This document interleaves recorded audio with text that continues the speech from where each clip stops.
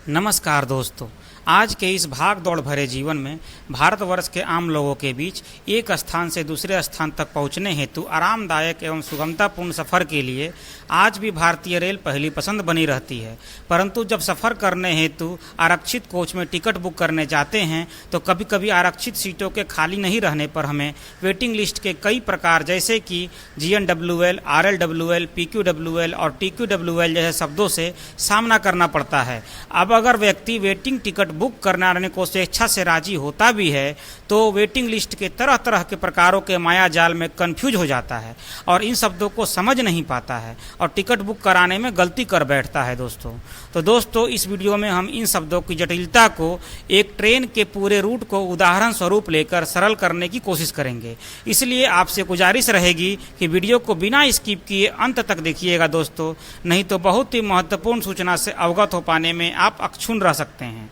दोस्तों, अगर अभी तक मेरे YouTube चैनल को सब्सक्राइब और Facebook आईडी या Instagram आईडी को फॉलो नहीं किया है तो ज़रूर कर ले दोस्तों, क्योंकि आपको हमारे वीडियो के माध्यम से संभवतः सही एवं सटीक सूचना प्रदान करने की कोशिश की जाती है। दोस्तों, वेटिंग लिस्ट के प्रकार की राह में पहला पड़ाव आता है जनरल वेटिंग लिस्ट का, जिसको IRCTC की वेबसाइट पर संक्षिप्त रूप से GNWL के रूप में प्रदर्शित किया जाता है। GNWL को सामान्य वेटिंग लिस्ट की श्रेणी में रखा जाता है, मतलब कि यह सबसे कॉमन वेटिंग लिस्ट होता है। जब एक यात्री अपने यात्रा की शुरुआत सोर्स स्टेशन से करता है, यानी कि ट्रेन के स्टार्टिंग स्टेशन से करता है, या फिर सोर्स स्टेशन के नज़दीकी उस ट्रेन के स्टॉपिंग स्टेशन से करता है, तो उसे जनरल वेटिंग लिस्ट कोटा प्रदान किया जाता है। नहीं समझा पाए ना तो टेंशन ना ले, इसे हम संघमित्रा एक्सप्रेस नामक एक ट्रेन के उदाहरण से समझने की कोशिश करते हैं दोस्तों, जो दानापुर से SMVT बेंगलुरु के बीच 2680 किलोमीटर की यात्रा 43 घंटे 55 मिनट में पूर्ण करती है। जब हम इसमें किसी एक तारीख को दानापुर से SMVT बेंगलुरु तक टिकट बुक करने हैं तो आपको स्क्रीन पर GNWL की संख्या लाल रंग में उभरा हुआ प्रतीत होगा। और अगर इस ट्रेन का सेम डेट में दानापुर से अगला स्टॉपिंग स्टेशन आरा जंक्शन से SMVT बेंगलुरु तक का टिकट बुक करते हैं तो फिर भी आपको स्क्रीन पर सेम रिजल्ट दिखेगा, यानी कि GNWL की संख्या लाल रंग में उभरा हुआ प्रतीत होगा दोस्तों। अब वेटिंग लिस्ट के प्रकार की राह में अगला पड़ाव आता है रिमोट लोकेशन वेटिंग लिस्ट का, जिसको IRCTC की वेबसाइट पर संक्षिप्त रूप से RLWL के रूप में प्रदर्शित किया जाता है।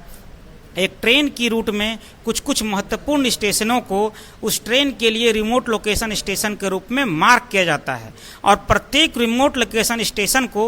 RLWL के आरक्षित सीटों का एक फिक्स्ड नंबर ऑफ कोटा प्रदान किया जाता है। जब एक यात्री अपने यात्रा की शुरुआत उस ट्रेन के रूट में पड़ने वाले बीच के किसी महत्वपूर्ण स्टेशन से करता है तो उसे remote location waiting list quota प्रदान किया जाता है। आइए अब इसे भी उसी ट्रेन और वही सेम डेट के उदाहरण से समझ लेते हैं। अगर अब हम संघमित्रा एक्सप्रेस में सेम डेट में ट्रेन के रूट में पड़ने वाला एक महत्वपूर्ण स्टेशन प्रयागराज छिउकी से SMVT बेंगलुरु तक का टिकट बुक करते हैं तो आपको स्क्रीन पर RLWL की संख्या लाल रंग में उभरा हुआ प्रतीत होगा। आशा करता हूं कि आपको रिमोट लोकेशन वेटिंग लिस्ट समझ में आ गया होगा दोस्तों। अब वेटिंग लिस्ट के प्रकार की राह में अगला पड़ाव आता है पुल्ड कोटा वेटिंग लिस्ट का, जिसको IRCTC की वेबसाइट पर संक्षिप्त रूप से PQWL के रूप में प्रदर्शित किया जाता है। जब कोई यात्री अपने यात्रा की शुरुआत सोर्स स्टेशन या फिर सोर्स स्टेशन के नज़दीकी स्टॉपिंग स्टेशन या फिर बीच के किसी स्टेशन से यात्रा की शुरुआत करता है दोस्तों,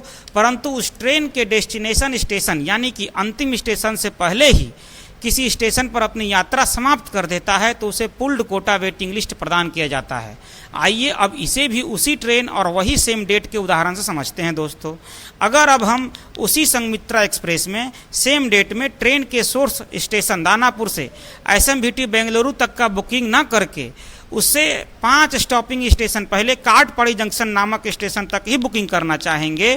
तो आपको स्क्रीन पर PQWL की संख्या लाल रंग में अंकित दिखेगा। या फिर दानापुर से ना करके हम अगले स्टॉपिंग स्टेशन आरा जंक्शन से भी काटपड़ी जंक्शन तक का बुकिंग करना चाहेंगे तो भी आपको रिजल्ट सेम ही देखने को मिलेगा। अब मैंने बीच के किसी स्टेशन से भी बोला था, तो आप अगर DDU यानी कि दीनदयाल उपाध्याय जंक्शन से भी काटपड़ी जंक्शन तक का टिकट बुक करेंगे तो भी आपको सेम रिजल्ट यानी कि PQWL की संख्या लाल रंग में अंकित नजर आएगी दोस्तों। और आप देख रहे होंगे कि मैं सारे उदाहरण में सेम ट्रेन, सेम डेट और सेम कोच को ही बुकिंग कर रहा हूँ। दोस्तों, सच्चाई तो ये है कि आज भी आप या आपके आसपास के ज़्यादातर लोगों को ये PQWL वेटिंग लिस्ट समझ ही नहीं पाते हैं, परंतु आशा करता हूँ दोस्तों कि ये वीडियो देखने के बाद आपको समझ जरूर आया होगा, तभी जाकर मेरी मेहनत सफल हो पाएगी। दोस्तों, अब वेटिंग लिस्ट की प्रकार की राह में अगला पड़ाव आता है TQWL यानी कि तत्काल कोटा वेटिंग लिस्ट का। लेकिन वीडियो में आगे बढ़ने से पहले मैं आपसे आग्रह करना चाहूँगा कि अगर आपको अभी तक मेरा ये वीडियो सूचनाप्रद लग रहा हो या फिर आपको थोड़ा सा भी ये एहसास हो रहा हो कि भविष्य में आपके रेल यात्रा में वीडियो में दी गई जानकारी से आपको थोड़ा सा भी लाभ प्राप्त हो सकता है, तो आप अभी वीडियो को एक लाइक एवं कम से कम एक शेयर जरूर कर दे दोस्तों, तभी जाकर मेरा उत्साहवर्धन हो पाएगा और ऐसी और सूचनाप्रद वीडियो आप तक पहुंचा पाऊंगा। दोस्तों, तत्काल वेटिंग लिस्ट को IRCTC की वेबसाइट पर संक्षिप्त रूप से TQWL के रूप में प्रदर्शित किया जाता है। जब कोई यात्री तत्काल टिकट बुकिंग करता है तो अवेलेबल सीट के जल्दी बुकिंग होने की संभावना प्रबल होती है और अवेलेबल सीट बुकिंग या फिर खत्म हो जाने की स्थिति में यात्री को तत्काल कोटा वेटिंग लिस्ट प्रदान किया जाता है और इस वेटिंग लिस्ट के बारे में ज़्यादातर लोगों को पता ही रहता है। दोस्तों, मैंने इस वीडियो के माध्यम से हर संभव प्रयास किया है कि आपको वेटिंग लिस्ट की जानकारी ज़्यादा से ज़्यादा प्रदान कर पाऊँ।